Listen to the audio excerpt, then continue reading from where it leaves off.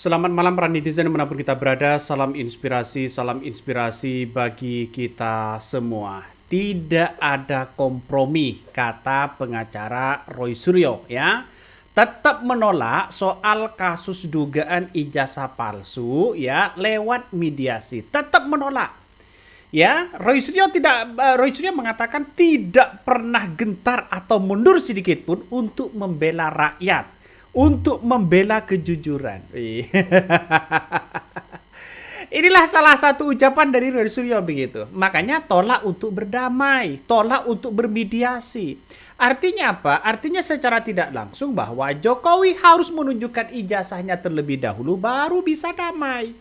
Kata pengacaranya yaitu seperti Hozanuddin begitu kan ya, mengatakan bahwa ini menolak untuk bermediasi. Nah, nampaknya dari kubu Roy Suryo begitu kan tidak mau berdamai karena ini sudah jelas di depan mata ada dugaan-dugaan di mana begitu kan kasus soal dugaan ijazah palsu Jokowi ini. Nah, nampaknya gagal nih ya, tim percepatan reformasi nampaknya sudah gagal memediasi itu begitu. Nampaknya mau diiming-imingi seperti itu begitu kan ya, diiming-imingi bahwa ya nanti Roy Suryo bebas dan sebagainya, tapi dari kubu Roy Suryo tidak mau, bos. Dan sekali lagi tidak ada perdamaian dengan kepalsuan, tidak ada perdamaian dengan kebohongan, tidak ada kepalsuan dengan ketidakjujuran. Sekali lagi tidak ada kompromi antara al-haq dan al-batil. Sehingga kami tegaskan kepada seluruh rakyat Indonesia, Pak Rismon, Pak Roy, dan yang lainnya tetap membersamai aspirasi seluruh rakyat Indonesia yang ingin membuka kasus ini sampai tuntas ke akar-akarnya. Ini saya kira ini langkah yang kemudian menunjukkan menggegerkan begitu kan ya bagi tubuh Mulyono begitu. Bagaimana tidak geger, bos? Kalau sudah pernyataan Hozanuddin sudah mengatakan tidak pernah begitu kan ya, menolak dan tidak pernah gentar sedikit pun begitu kan ya, dan ini harus ditolak untuk bermediasi. Karena kenapa? Tidak ada lagi kebohongan-kebohongan yang kemudian ada di negara kita. Nampaknya Roy Suryo ya dengan kawan-kawannya begitu kan, dengan Rismon dan sebagainya menunjukkan gentle, bos. Ya, gentle di situ. Itulah kegagalan dari kubu Termol. Ya, kegagalan untuk bermediasi. gagal lagi begitu. Saya kira ini langkah yang baik begitu kan. Kalau ingin benar-benar begitu kan ya menegakkan keadilan, menegakkan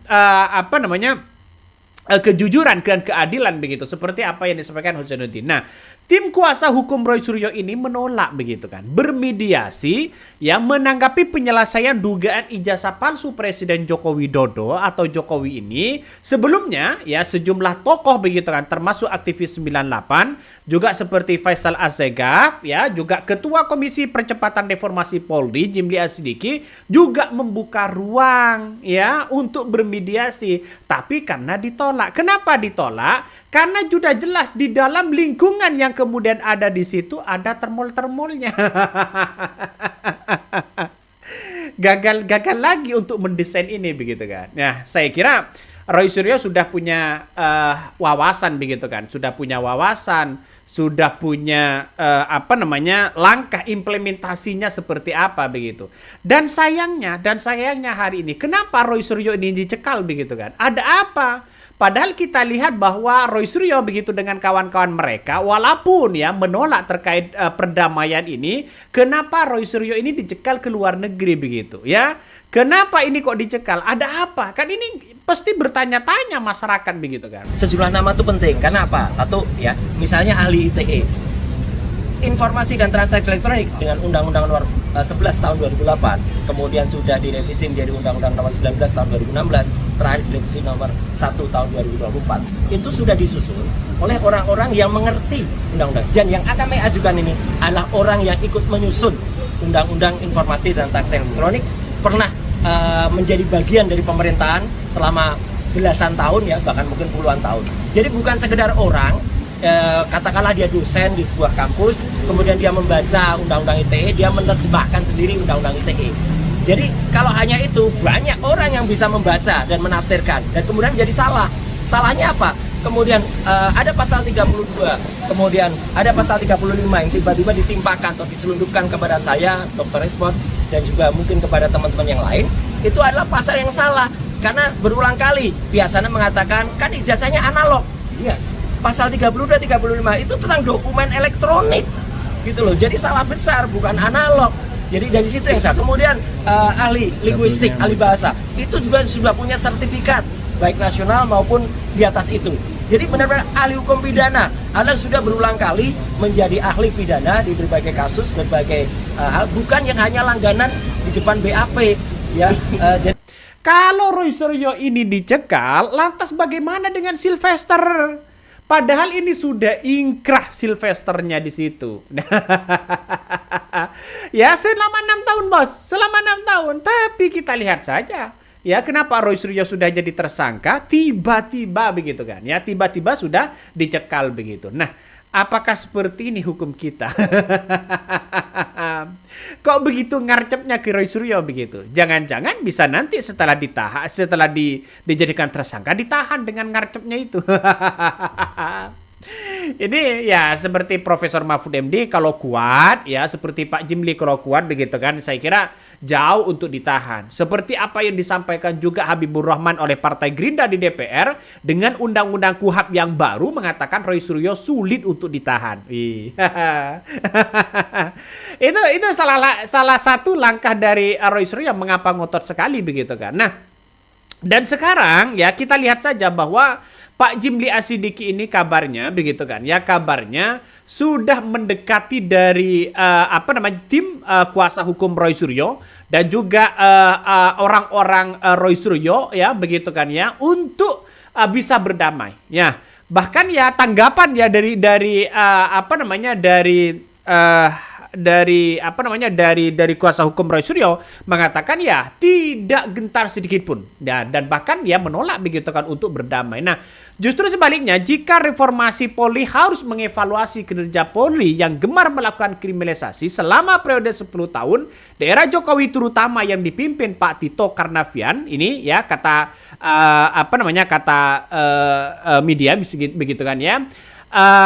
Dilanjutkan ya oleh Listo Prabowo sebagai Kapolri. Jadi bukan alih-alih melakukan perdamaian, harusnya tim reformasi Polri itu mendorong ya, justru harus mendorong ya polisi untuk bertindak profesional dengan cara meminta polisi untuk membuka kembali soal dugaan ijazah palsu yang merupakan perbuatan pemalsuan dokumen. Dan inilah yang kemudian diinginkan begitu kan oleh pendukung-pendukung Roy Suryo, juga kemudian oleh kuasa hukum Roy Suryo dan sebagainya. Wih, ngeri bos.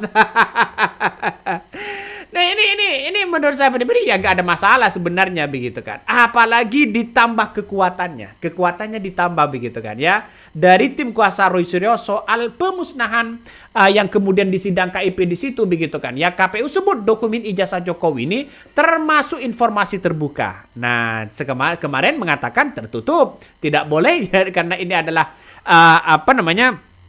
dokumen pribadi tidak boleh disebarluaskan. Nah, setelah beredar soal pemusnahan banyak yang kemudian kena begitu kan, terseret.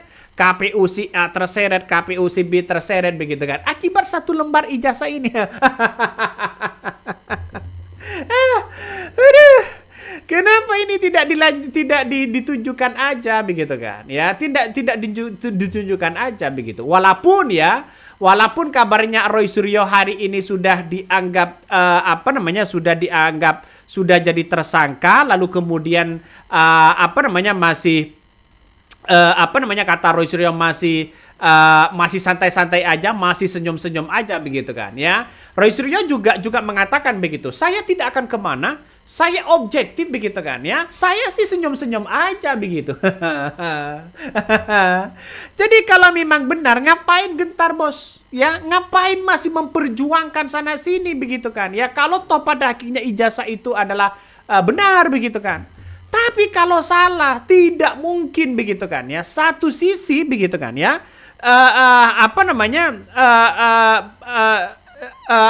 Yang dilakukan oleh Roy Suryo begitu kan ya, sampai sengotot itu begitu. Kalau memang asli begitu kan ya, Tapi kan ada indikasi nuansa dugaan besar bahwa ini adalah palsu begitu. Makanya ngotot untuk menegakkan kejujuran. Inilah yang dilakukan oleh mereka begitu. Saya dukung sepenuhnya begitu. Ini harus ditolak ini. Kenapa harus ditolak? Karena masa iya dengan nuansa-nuansa bukti yang nyata, dengan telematika forensik yang kemudian nanti di persidangan begitu kan, baru ya bisa bermediasi begitu. Kalau ingin menegakkan silahkan. Bagaimana kalau seumpama ijazah itu adalah palsu misalnya? Saya kira ya mediasi juga nggak ada masalah begitu. Inilah salah satu komentar netizen, banyak sekali kritikan-kritikan begitu kan ya dari netizen. Salah satunya ini.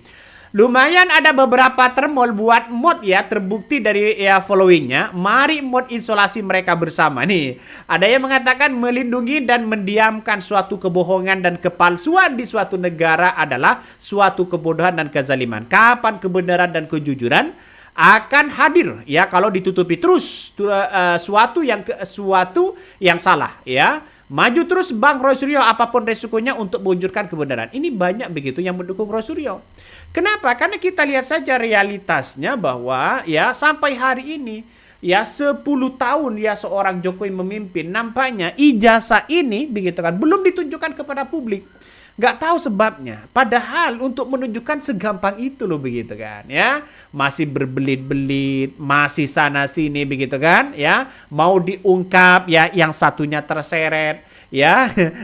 KPU juga klarifikasi sana sini juga terseret begitu kan. Nah, bahkan hakim sidang KEP di situ kabarnya sudah dilaporkan oleh termol.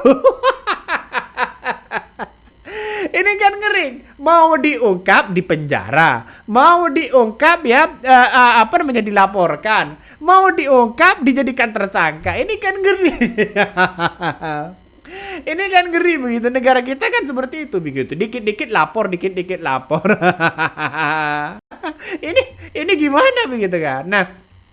Nah inilah salah satu yang kemudian Roy Suryo ini dicegal begitu. Nah, tersangka kasus dugaan fitnah ijazah Presiden ke-7 Joko Widodo atau disapa Roy Suryo begitu kan ya, merespon santai ya dengan pencegahan-pencegahan yang dilakukan oleh Polda Metro Jaya kepada Roy Suryo CS.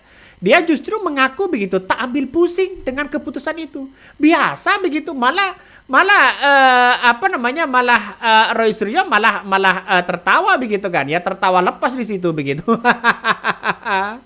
Malah Roy Suryo senyum-senyum aja begitu. Kenapa? Karena kita lihat saja bahwa apa yang diperjuangkan oleh Roy Suryo ini memang murni dan muncul dari kejujuran diri sendiri begitu. Ngapain masih takut, kata Roy Suryo.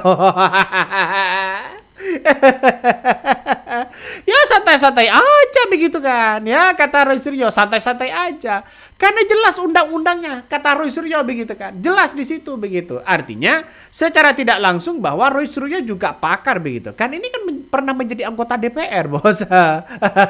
Dia tahu undang-undangnya begitu kan. Nah, disitulah banyak kemudian narasi-narasi di berbagai media sosial begitu kan. Salah satunya juga apa yang disampaikan oleh Pak Jimli Asidiki begitu kan. Tapi saya lihat bahwa Pak Jimli Asidiki sudah ingin memediasi untuk kedamaian begitu kan. Nah, ini lah damai ini bagaimana maksudnya Pak Jimli ya?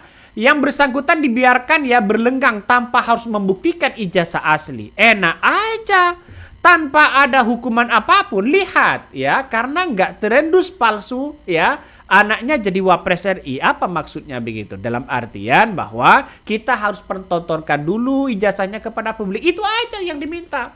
Nggak ada berbelit-belit begitu kan. Kasihan pendiri bangsa, mereka hadir dengan latar belakang pendidikan yang jelas. Di era modern seharusnya Indonesia tidak dipimpin sosok-sosok yang penuh ya polesan dengan kredibilitas dan kapabilitas aslinya jauh dari standar pemimpin suatu negara. Ini salah satu komentar netizen, banyak sekali pro dan kontra.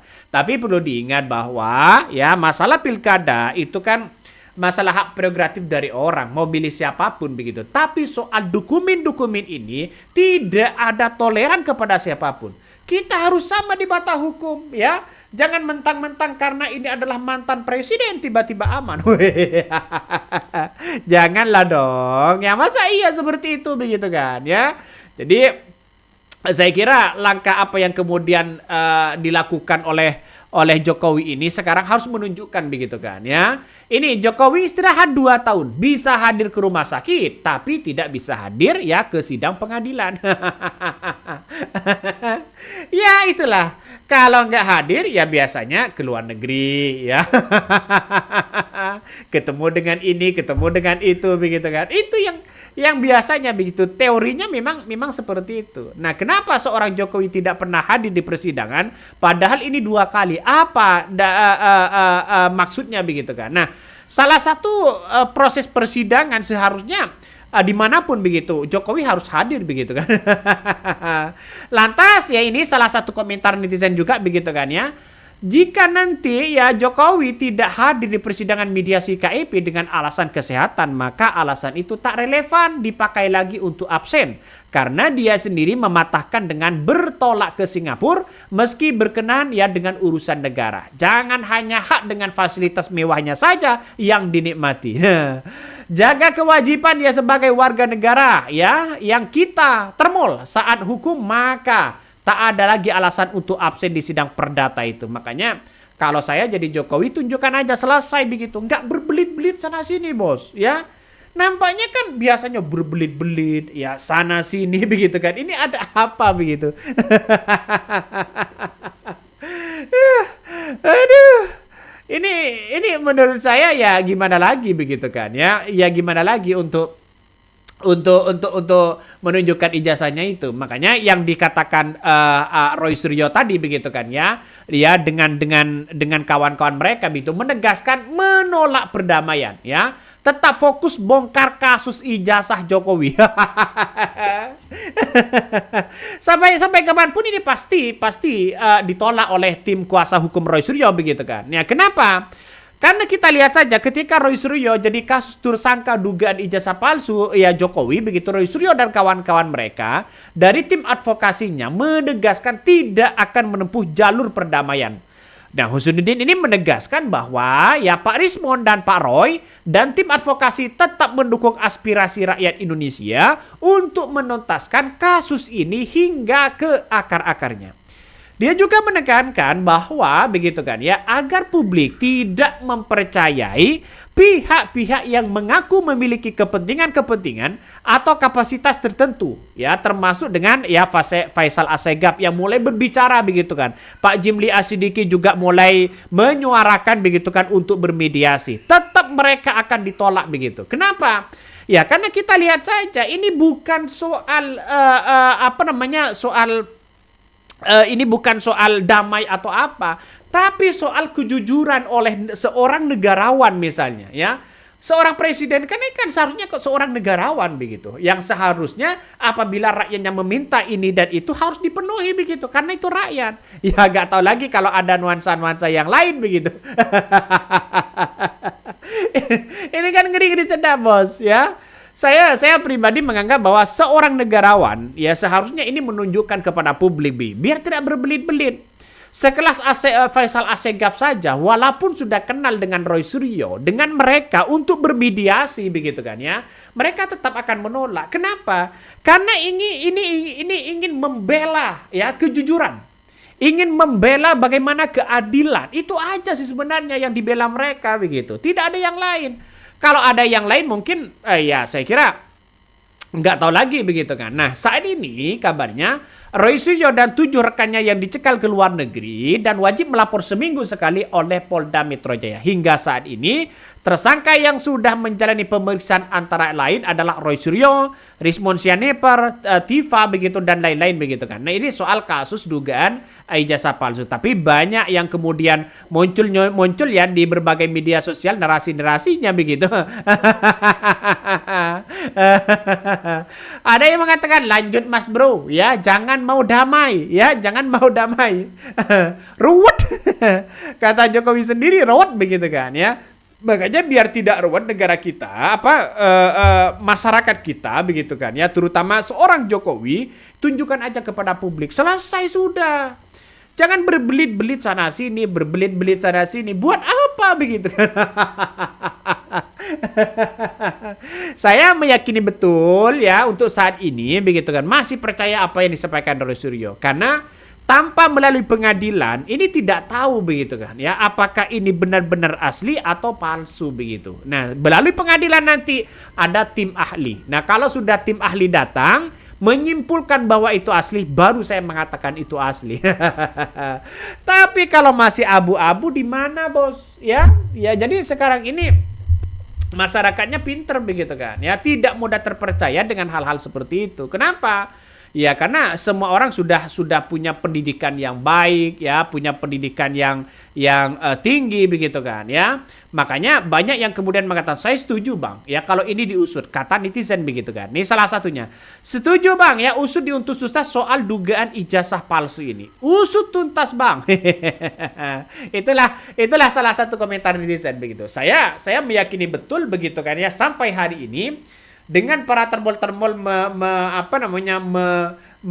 memberikan satu klarifikasi semakin kemana-mana begitu, akhirnya wah ini nampaknya apa yang disampaikan Roy Suryo benar juga begitu. Jadi coba seperti ya Andi Aswan ya, seperti termol-termol yang lain begitu, masih saja sekarang muncul begitu kan, artinya mengklarifikasi. Dan baru tadi malam yang saya lihat bahwa skenan Jokowi sudah muncul dipertontonkan kepada publik. Saya nggak tahu begitu kan, ini dapat dari mana bro? Itu dapat dari mana? Makanya ini saya mempertanyakan itu begitu. Nah, kalau Jokowi mengatakan sendiri, dia mengatakan saya pribadi mengatakan, katanya begitu, kata seorang Jokowi, tidak ada siapapun yang bisa mengatur saya untuk menunjukkan ijazahnya. Tapi kenapa skenan itu muncul, dan itu yang perlu dipertanyakan begitu kan ya. Dan kabarnya skenan itu sama dengan apa yang yang dilakukan oleh Dian Sandi, yang diupload Dian Sandi. Tapi saya pribadi untuk hari ini begitu kan, selama masih belum masuk di persidangan, masih jauh begitu untuk percaya terhadap apa yang kemudian muncul dugaan-dugaan ijazah itu begitu. Baru nanti di persidangan para hakim, para ahli datang untuk melihat apakah ini asli, lalu kemudian mengatakan, wah ini asli, saya baru percaya. Wah ini tidak asli, baru saya percaya di pengadilan. Kalau salah satu untuk menunjukkan kebenaran itu di pengadilan, bukan asumsi dari para termol-termol itu. Mungkin itu yang kami sampaikan. Tonton terus di channel Hodari Podcast Rakyat ini, jangan lupa di subscribe.